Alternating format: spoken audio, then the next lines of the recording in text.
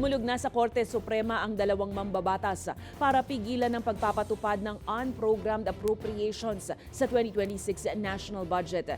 Giit ng petitioners, ang naturang kontrobersyal na pondo ay labag sa saligang batas at maaaring pagmulan ng korupsyon at substandard o di kaya ghost projects. Ang balitang A to Z ni Ace Cruz.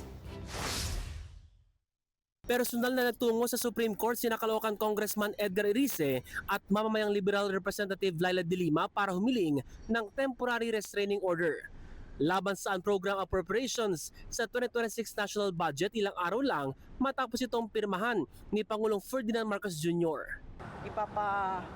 Interpret natin sa ating Korte Suprema, ano ba talaga? Constitutional ba o hindi?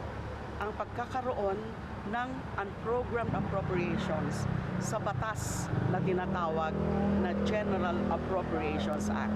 Giit ng dalawang mambabatas, labag sa konstitusyon ang unprogrammed appropriations at lumalabis ang kapangyarihan ng Executive Department sa pondo ng bayan. Higit 150 billion pesos ang unprogrammed funds sa 2026 national budget.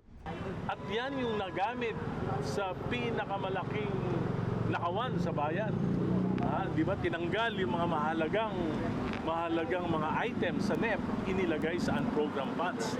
At yung dapat sana nating mga pinakikinabangang proyekto at programa na ng gobyerno na baliwala, napalitan ng mga ghost projects, napalitan ng mga substandard projects. Tutol din si Senate Committee on Finance Vice Chairperson Erwin Tulfo sa pagkakaroon ng unprogrammed appropriations, bagamat kabilang siya sa lumagda sa BICAM report. With heavy hearts, I signed it. Siyempre, I signed it dahil miyembro ako ng majority. Ngayon, giit ni Tulfo, posibleng pagmulan ng korupsyon ang unprogrammed funds. Wala ka ngang pera, ba't mo ilalagay? Tama yun matutukso ka Gagawa ka ng paraan para mapondohan yun.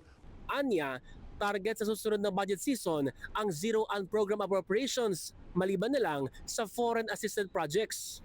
Wala pang pahayag ang ilang respondent sa petisyon. Ayon sa Malacanang, nakahanda silang sumagot sa anumang tanong ukol sa 2026 national budget sakaling pagpaliwanagin ng Korte Suprema.